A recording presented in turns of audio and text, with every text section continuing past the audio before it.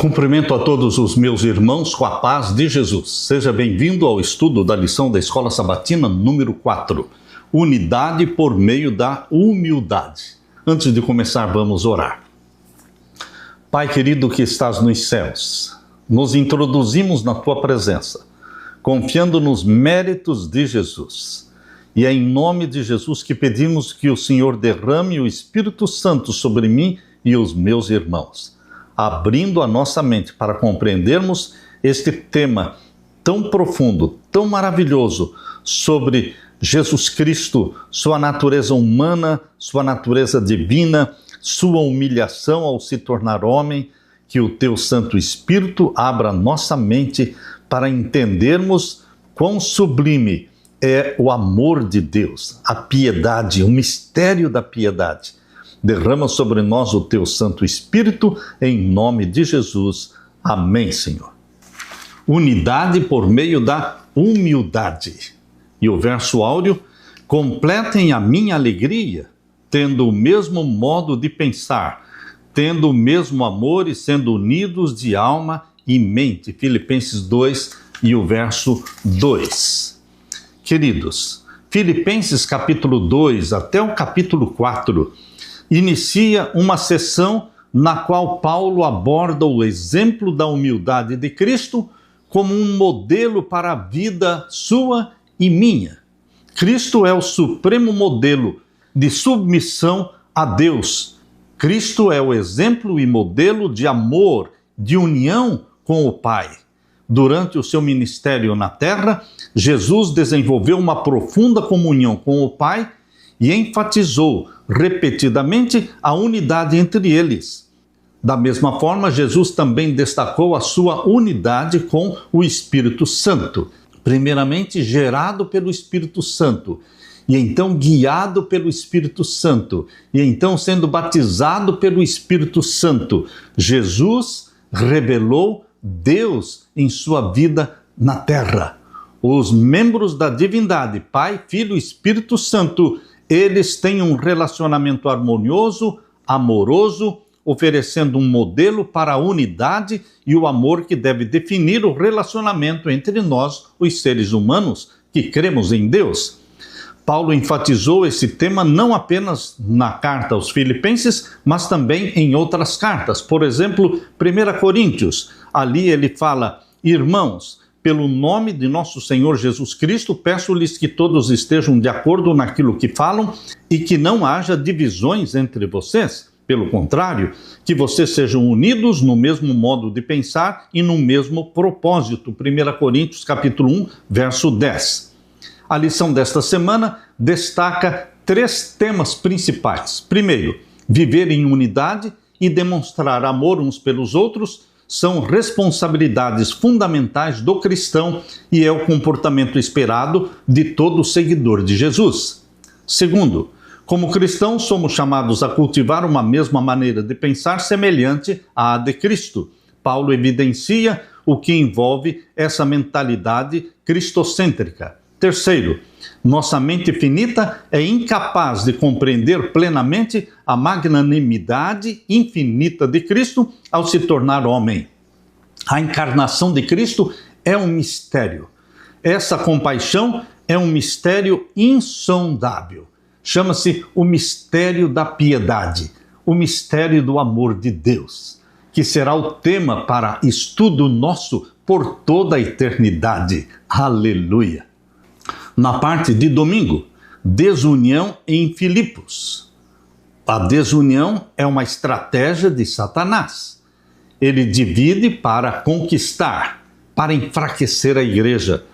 O que parece ter causado a desunião na igreja? Para Paulo, qual era a solução? Abra sua Bíblia em Filipenses capítulo 2 e vamos ver então os versos 1 até o verso 3. Portanto, se existe alguma exortação em Cristo, alguma consolação de amor, alguma comunhão do Espírito, se há profundo afeto e sentimento de compaixão, então completem a minha alegria, tendo o mesmo modo de pensar, tendo o mesmo amor e sendo unidos de alma e mente. Paulo está dizendo que a alegria dele era ver os irmãos unidos.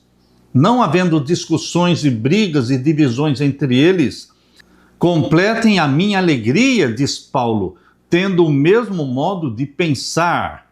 O que mais? Tendo o mesmo amor e sendo unidos de alma e mente. E o verso 3, não façam nada por interesse pessoal ou vaidade, mas por humildade. Aqui diz, cada um considerando os outros superiores a si mesmos, vivendo em respeito um ao outro, fazendo a vontade de Deus, dando preferência aos outros, não tendo interesses pessoais. Queridos, o que Paulo está condenando é o egoísmo, é a busca por reconhecimento. Foi sem dúvida uma grande decepção para Paulo perceber que a igreja que ele fundou e amava profundamente estava sendo afetada por rivalidades, por discórdias, por brigas, por contendas. Ele utilizou uma linguagem forte para descrever esses problemas, falando que existiam pessoas na igreja de Filipos que tinham interesse pessoal. Queridos, na igreja não é lugar para você demonstrar interesse pessoal. Também existia na igreja de Filipe ambições egoístas, muito impróprio para a igreja. Não podemos crescer como povo de Deus tendo interesses pessoais ou ambições egoístas, ou buscando promover a nós mesmos, em vez de defender e exaltar Jesus Cristo. Tiago também fez uma advertência quando ele escreveu em Tiago 3,16, onde há inveja e rivalidade, aí há confusão e toda espécie de coisas ruins. Por quê? Porque o diabo tomou conta. Onde existe discórdia e confusão, ali Satanás está comandando. Queridos, Paulo enfatizou uma expressão semelhante ao advertir os Gálatas. Ele disse, não sejamos presunçosos, provocando uns aos outros e tendo inveja uns dos outros. Gálatas 5, 26. Observe então, queridos irmãos, as soluções que Paulo apresentou para esses problemas. Primeira solução, exortação em Cristo. Paulo destacou o exemplo de Cristo como uma motivação poderosa. Segundo, consolação de amor. Jesus revelou amor divino e deixou o seguinte mandamento, que vocês amem uns aos outros assim como eu os amei. João 15, verso 12. Em terceiro lugar, comunhão do Espírito. A presença do Espírito Santo promove unidade entre os cristãos, como vemos na Igreja Apostólica, ali registrado em Atos capítulo 2, 42. Em quarto lugar, o afeto. Essa característica divina foi revelada na vida de Cristo. Ele amava os seus irmãos. Afeto, amor, amabilidade, sendo ilustrada nas parábolas do bom samaritano e do filho pródigo. Queridos, Deus quer ver em você a bondade, a misericórdia, a caridade, o estender a mão. Em quinto lugar, deve existir compaixão. Compaixão é algo que é característico na vida de Jesus, que sentia compaixão quando olhava para a multidão. A multidão seguia Jesus por todos os lugares e ele sentia compaixão. Seguindo o exemplo de Jesus, nós teremos compaixão uns dos outros. Sendo seguidores, também seremos chamados a agir com misericórdia. Em sexto lugar, deve haver unidade em pensamento, unidade em amor e propósito. É difícil imaginar uma forma mais enfática de destacar a importância da unidade do que estas palavras do apóstolo Paulo. Tenham o mesmo modo de pensar de Cristo Jesus. Tenham a mente de Jesus e pensem como Jesus Cristo, amando uns aos outros, sendo unidos ao Pai, ao Filho, ao Espírito Santo, buscando união, porque na união existe força. O Espírito Santo nos une uns aos outros, porque somos filhos do mesmo Pai. Temos a mesma esperança de ir para o céu. Nós guardamos os mesmos mandamentos, os 10 mandamentos escritos pelo dedo de Deus. Nós falamos a mesma linguagem, pensamos do mesmo modo, temos o mesmo sonho de ir para o céu e viver na presença de Deus. Aleluia! Na parte de segunda-feira, a fonte da unidade. Satanás é a fonte da desunião e Jesus Cristo é a fonte da união. Em Filipenses capítulo 2, verso 2, diz assim: então completem a minha alegria, tendo o mesmo modo de pensar, tendo o mesmo amor e sendo unidos de alma e mente. Aqui Paulo destacou a importância da unidade e enfatizou a mente, os pensamentos e os sentimentos. Enquanto os líderes religiosos costumavam destacar apenas o comportamento exterior, Jesus direcionou sua atenção às intenções e motivações do coração. Por exemplo, o jovem rico declarou ter obedecido à lei de Deus durante toda a sua vida. Porém, quando Jesus pediu que ele vendesse tudo o que tinha, desse o dinheiro aos pobres e seguisse a Jesus, o apego daquele jovem rico aos bens materiais ficou evidente. Jesus também ensinou que o que nos contamina vem do coração ou da mente.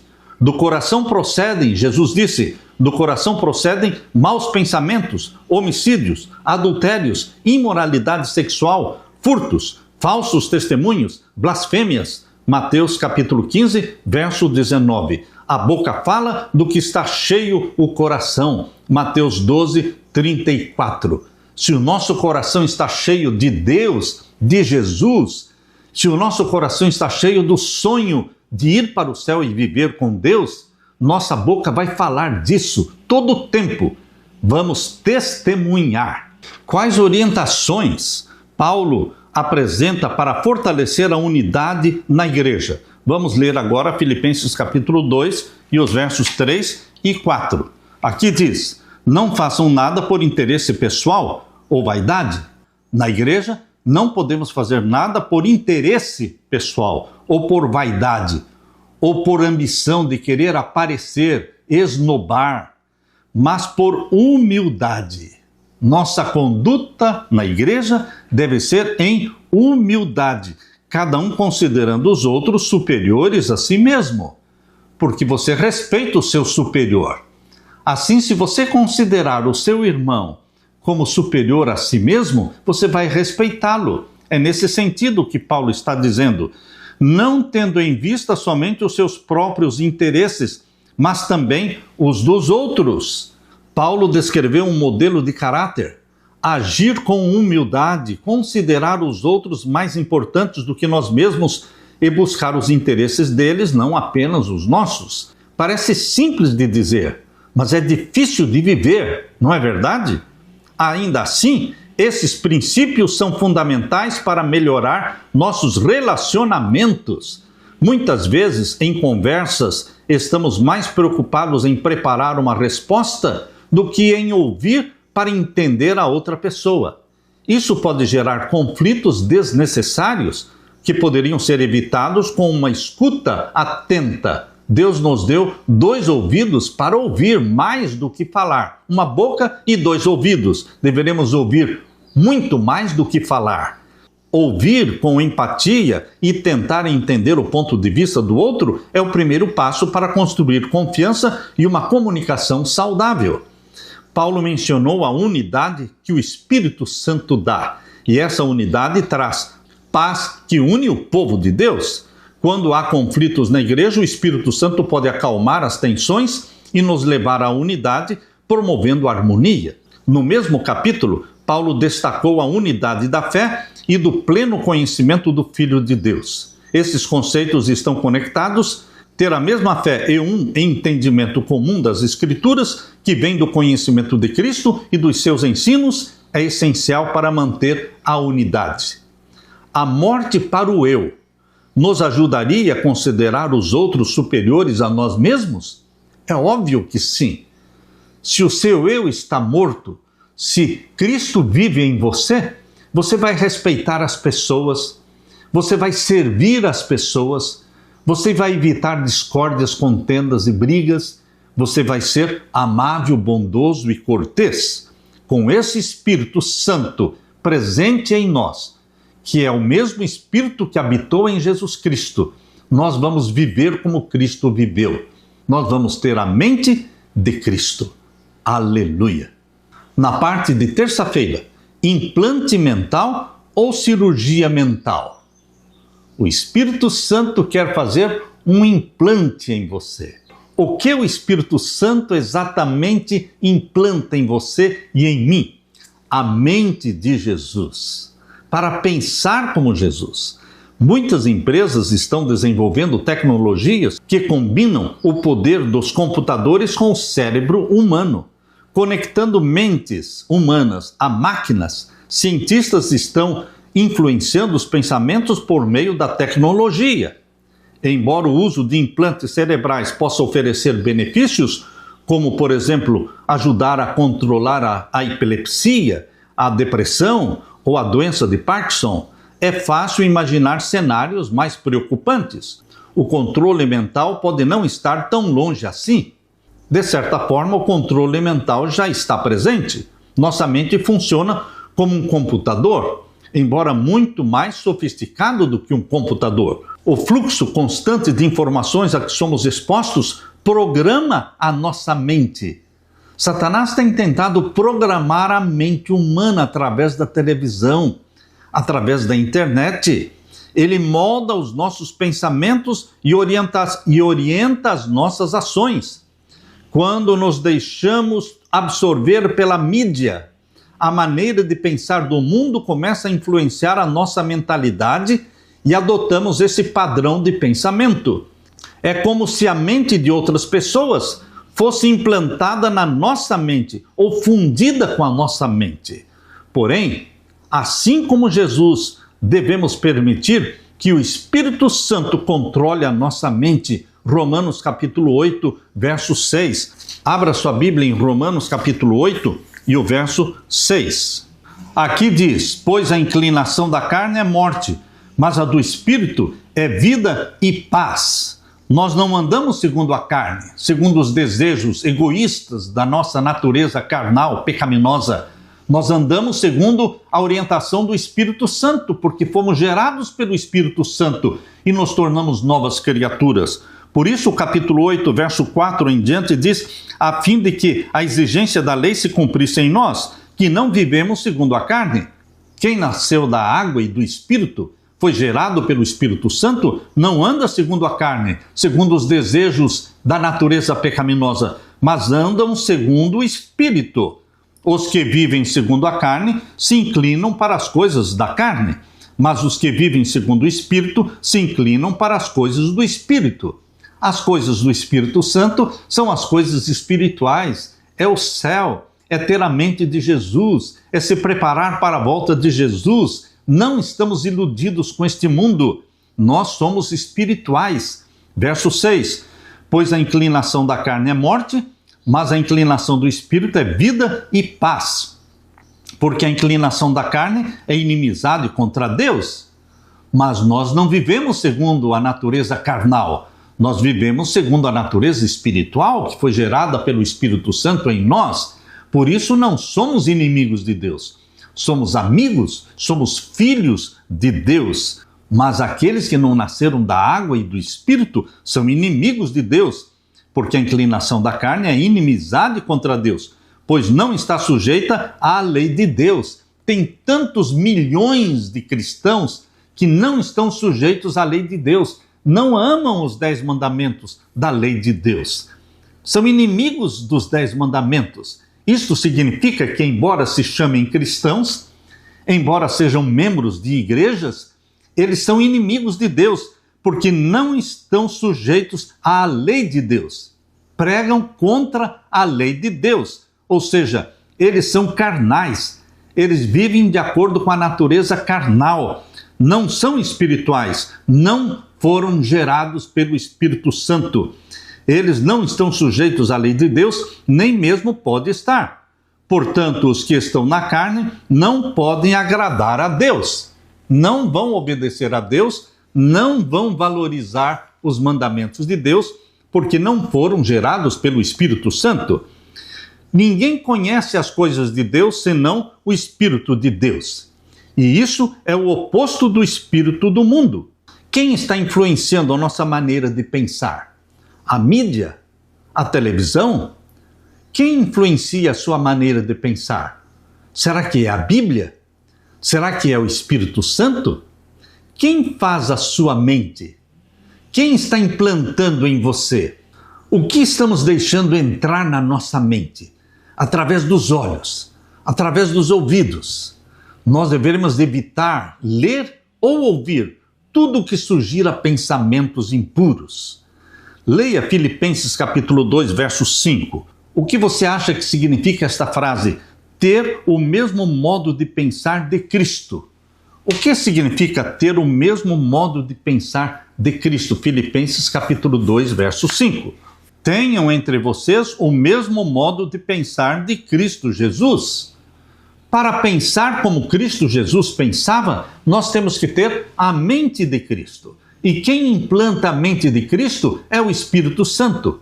Primeiro você aceita Jesus como Salvador, confessa os seus pecados. Então você aceita o batismo, porque aquele que crer e for batizado será salvo. Então você é batizado e ao ser batizado você está nascendo da água e do Espírito. Agora o Espírito Santo vai transformar você. O Espírito Santo vai implantar a natureza santa de Jesus em você. Ao implantar a natureza santa de Jesus em você, ele implanta a mente de Jesus. E então você poderá pensar como Jesus pensa, amar como Jesus ama. Isso significa o que Paulo está dizendo aqui em Filipenses 2,5. Tenham entre vocês o mesmo modo de pensar de Cristo Jesus. Em outras palavras, tenham a mente de Jesus. Meu querido irmão, ter a mente de Jesus é ser cristão, é viver como Jesus. Podemos ajustar os pensamentos, mas não conseguimos transformar nosso coração. Só Deus pode transformar o nosso coração através do novo nascimento. O Espírito Santo precisa realizar uma verdadeira cirurgia espiritual em nosso coração, utilizando a espada do Espírito, que é a Bíblia.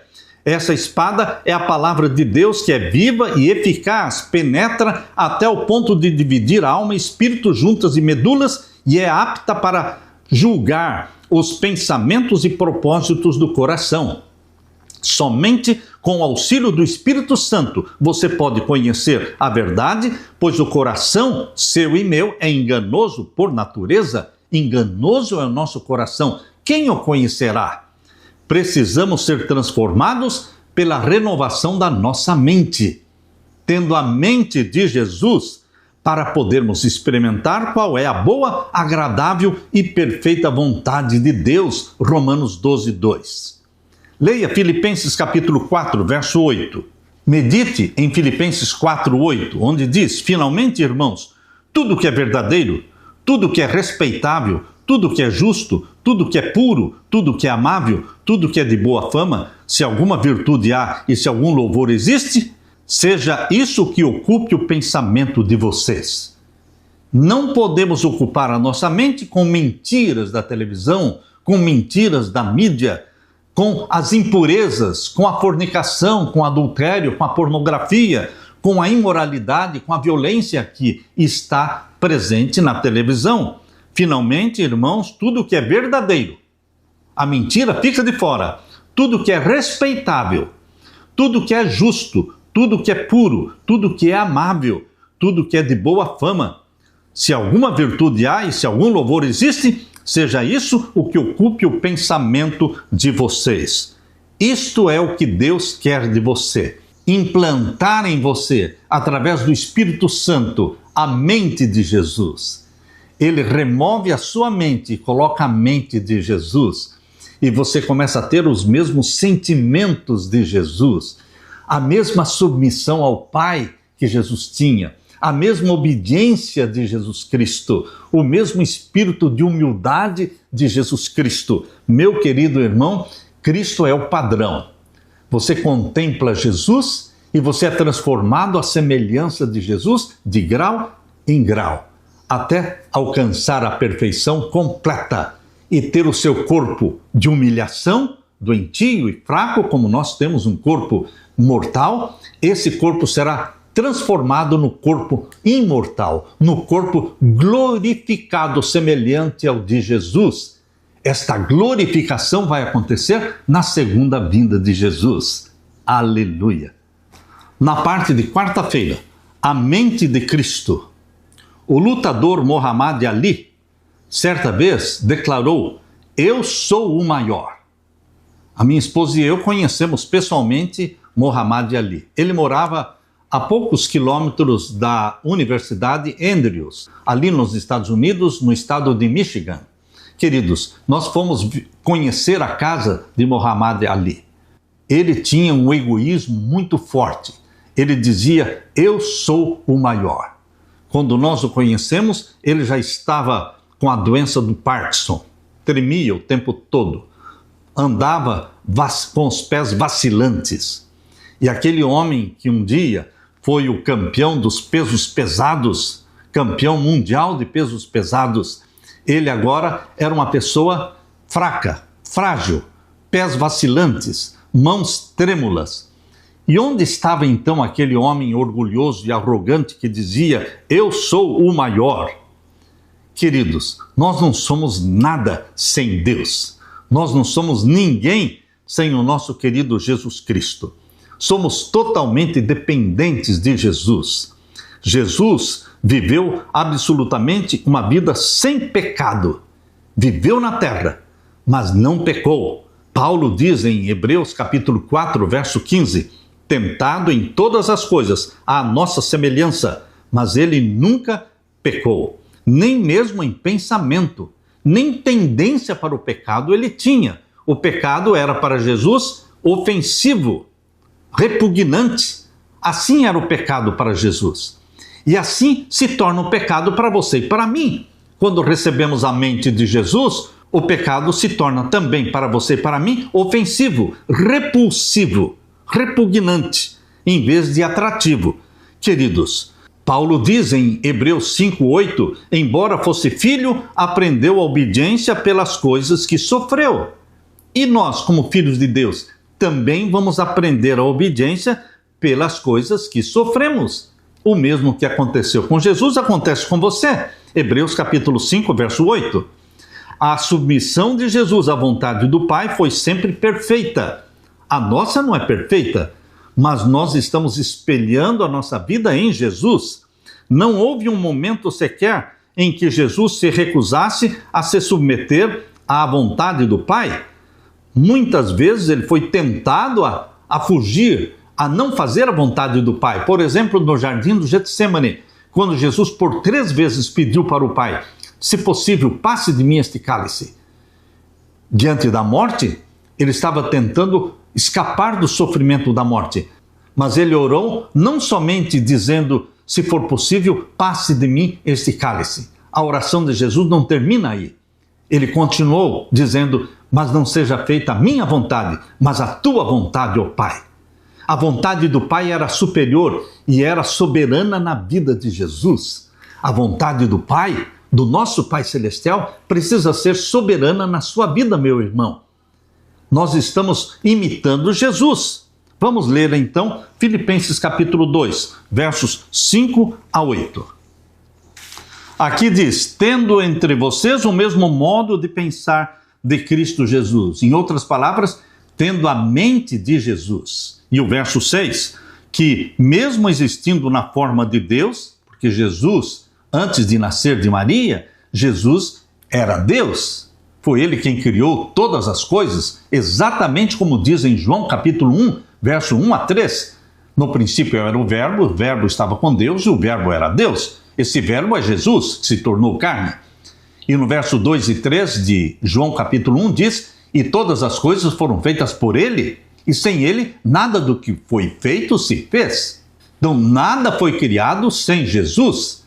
Deus o Filho é o Criador, é o Verbo, é aquele que executou o plano da criação. Criou céus e terra, criou anjos e seres humanos. Queridos, ele foi quem criou todas as coisas. Ele era Deus, vivia na forma de Deus, mas ele deixou a forma divina e tomou a forma humana para salvar você. Como Deus, ele não poderia morrer, porque Deus é imortal. Mas como homem, ele pôde morrer por você e por mim. Por isso, Paulo disse, mesmo existindo na forma de Deus, não considerou ser igual a Deus algo que deveria ser retido a qualquer custo. Pelo contrário, ele se esvaziou, assumindo a forma de servo, tornando-se semelhante aos seres humanos e reconhecido em figura humana. Ele se humilhou, tornando-se obediente até a morte e morte de cruz. Estes versos que o apóstolo Paulo escreveu, inspirado pelo Espírito Santo, eles são profundos, profundos demais para a nossa compreensão, porque estes versos estão falando da encarnação. Como Deus, Criador dos céus e da terra, se tornou homem, nasceu como um bebezinho, viveu 33 anos na terra e morreu morte de cruz. Nossa mente não alcança a profundeza do mistério do amor de Deus, chamado de o mistério da piedade. Jesus, que é Deus, igual ao Pai, não apenas assumiu a natureza humana, mas se tornou servo. Ele veio para servir e dar a sua vida em resgate de muitos. Se ofereceu como sacrifício pelos nossos pecados. Paulo declarou que ele se fez maldição em nosso lugar, em Gálatas 3,13. Você sabe o que significa se fez maldição em nosso lugar? Ele se fez pecado em nosso lugar. Ele que nunca pecou, nunca teve pecado, ele se tornou pecado na cruz. Quando ele disse, Deus meu, por que me desamparaste? É porque ele na cruz se tornou pecado em nosso lugar. E a divindade foi separada dele. Queridos, Deus não é pecado, mas Jesus se tornou pecado. E quando ele se tornou pecado, ele se sentiu separado do Pai. E ele clamou, Deus meu, por que me desamparaste? Jesus, o Filho de Deus, morreu na cruz para ser também o nosso Redentor, o que exigiu que ele se tornasse maldição por nós.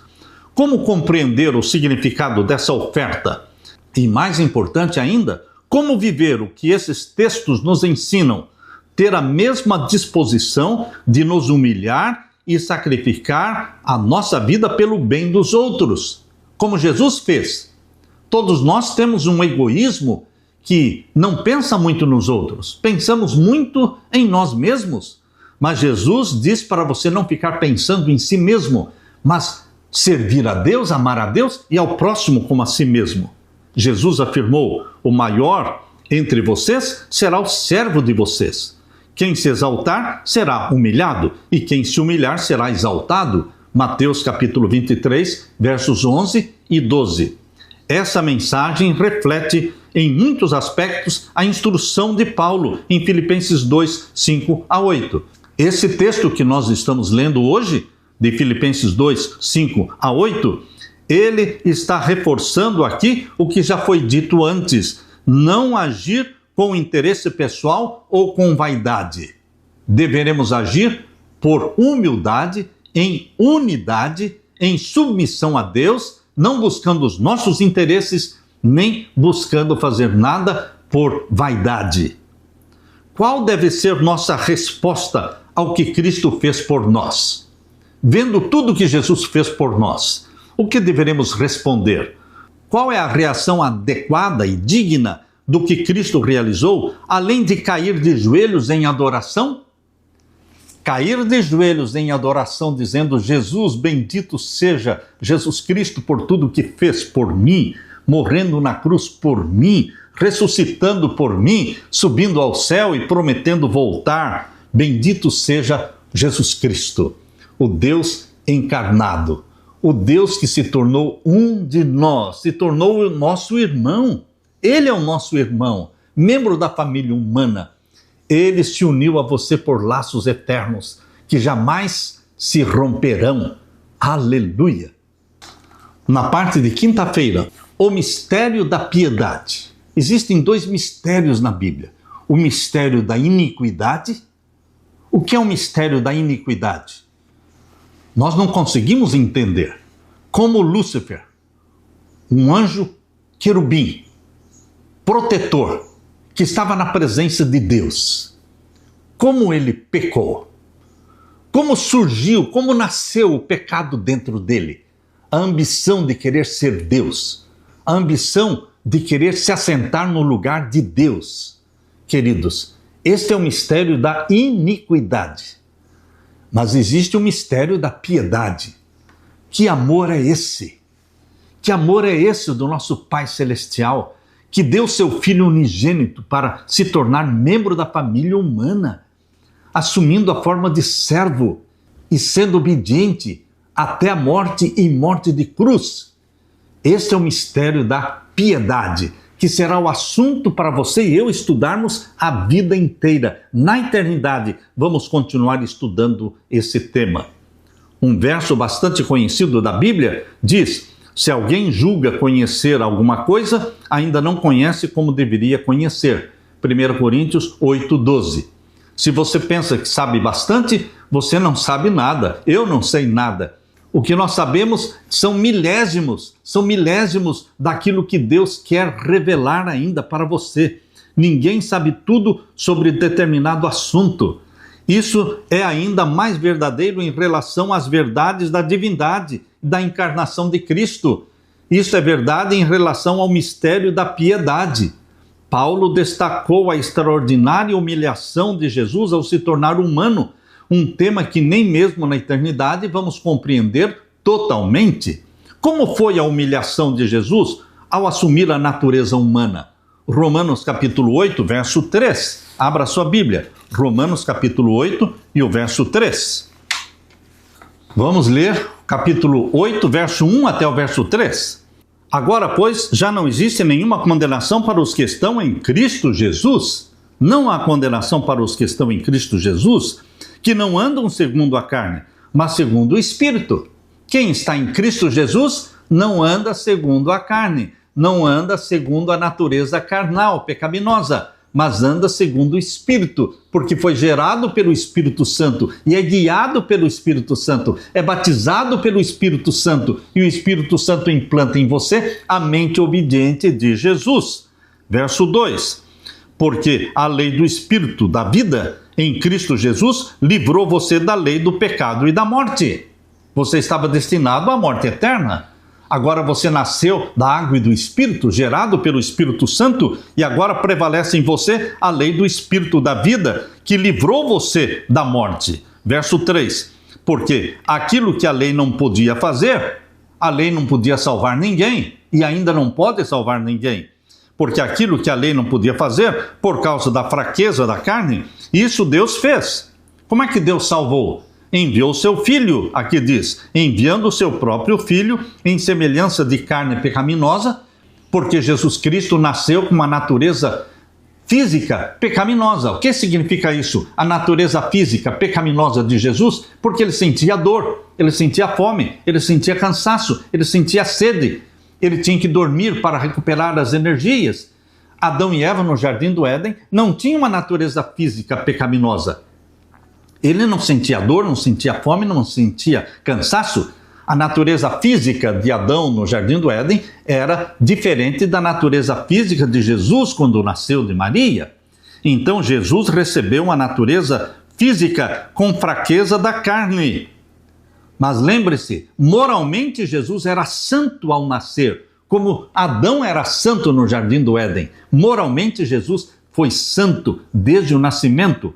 Lucas capítulo 1, 35 diz: o santo que de ti há de nascer. O santo que de ti há de nascer será chamado Filho do Altíssimo. Queridos, Jesus nasceu moralmente santo, mas fisicamente ele tinha uma natureza dominada pelas fraquezas da natureza carnal, ou seja, sentia fome, sede e cansaço.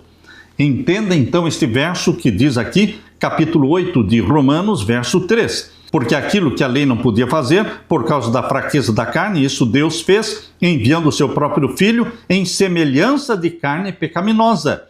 E no que diz respeito ao pecado, e assim Deus condenou o pecado na carne. Através da natureza humana que Jesus Cristo recebeu, Deus condenou o pecado. quando Jesus Cristo morreu na cruz, ele se tornou pecado em nosso lugar, e ao se tornar pecado em nosso lugar, ele condenou o pecado, ele esmagou a cabeça da serpente. Verso 4, a fim de que a exigência da lei se cumprisse em nós, que não vivemos segundo a carne, mas segundo o Espírito. Nós vivemos segundo o Espírito Santo.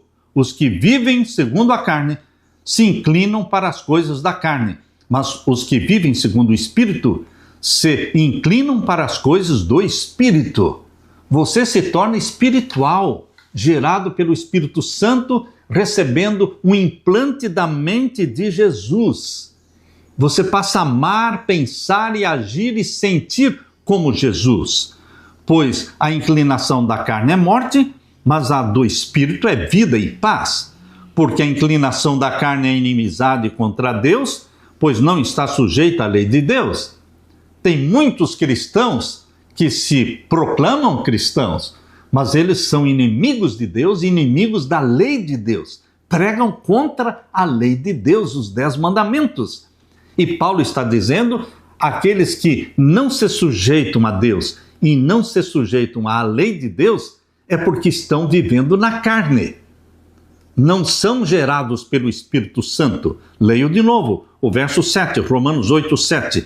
Porque a inclinação da carne é inimizade contra Deus e inimizade à lei de Deus, pois não está sujeita à lei de Deus, nem mesmo pode estar. Portanto, os que estão na carne não podem agradar a Deus. Mas você e eu não estamos na carne. Nós fomos gerados pelo Espírito Santo, nós somos guiados pelo Espírito Santo, nós somos batizados pelo Espírito Santo e ele implanta em você a mente de Jesus. Meu querido irmão, a humilhação de Jesus ao assumir a natureza humana. Quem pode entender? Este é o mistério da piedade. Hebreus capítulo 2, abra sua Bíblia. Hebreus capítulo 2, vamos ver os versos 14 a 18.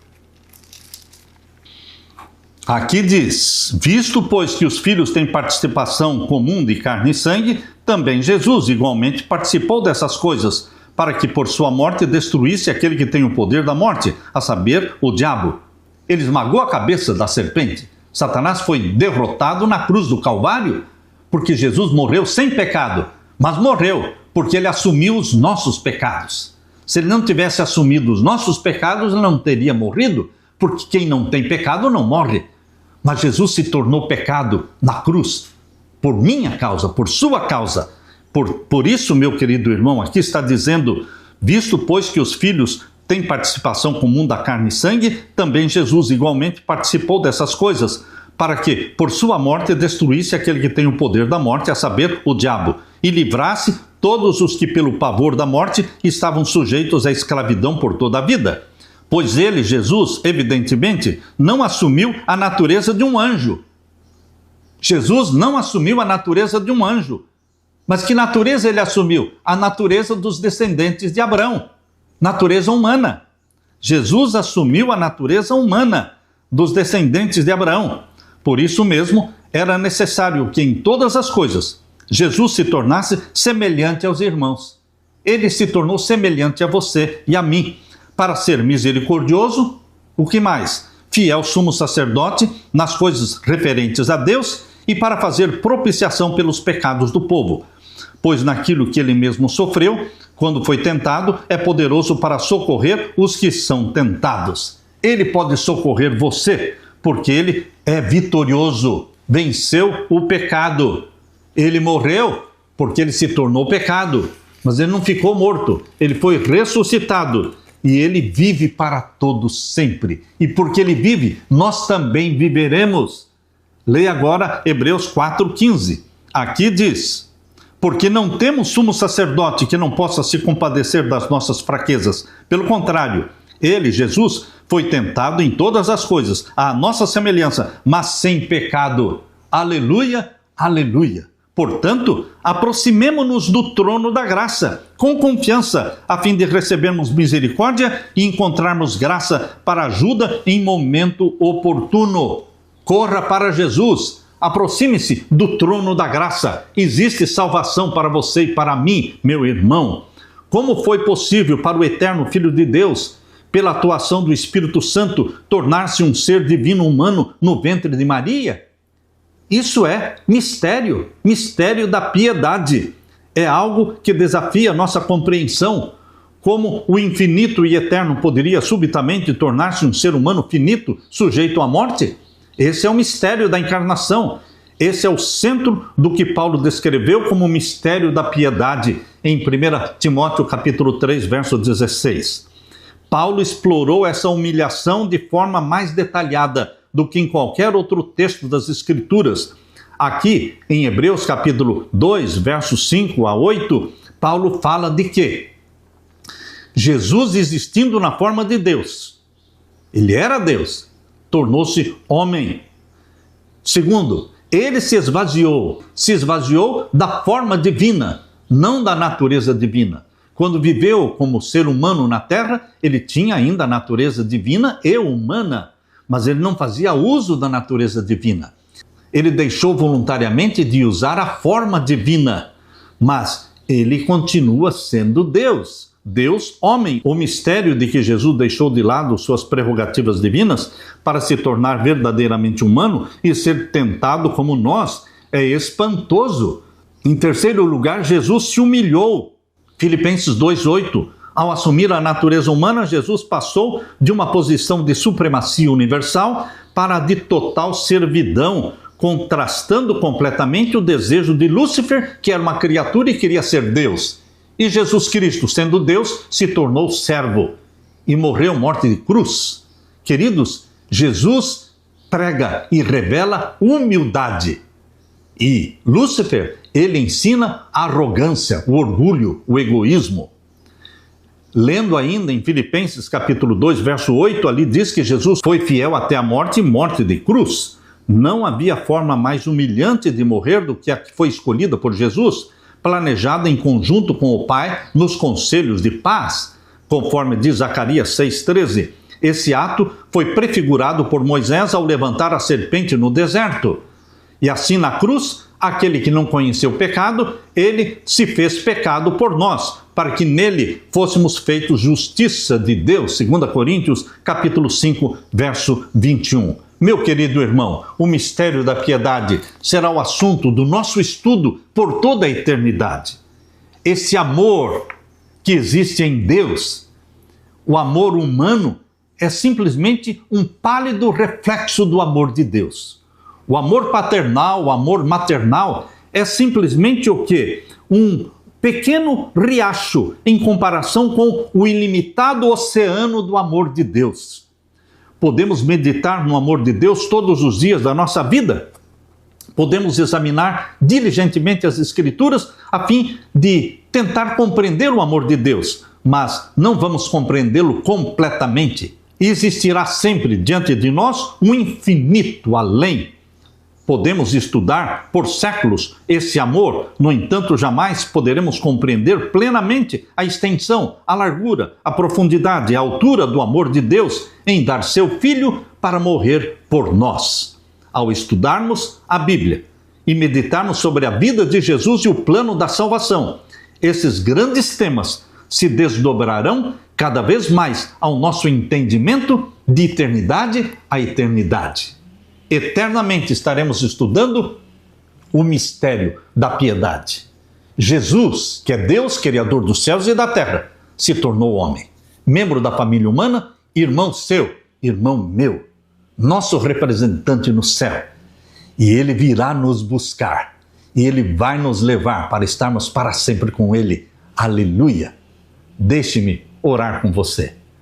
Pai querido que estás nos céus, obrigado pelo mistério da piedade, do teu amor incompreensível, mas nós aceitamos a Jesus como Salvador e nós queremos viver na tua presença, Pai querido. Por isso, pede para Jesus voltar logo nos buscar. Esse é o nosso anseio, o nosso desejo. Volte logo. Ora, vem, Senhor Jesus. Derrama sobre mim e os meus irmãos o Espírito Santo. Em nome de Jesus que pedimos e agradecemos. Amém e amém. Deixo com você, meu irmão, minha irmã, a paz de Jesus. Amém.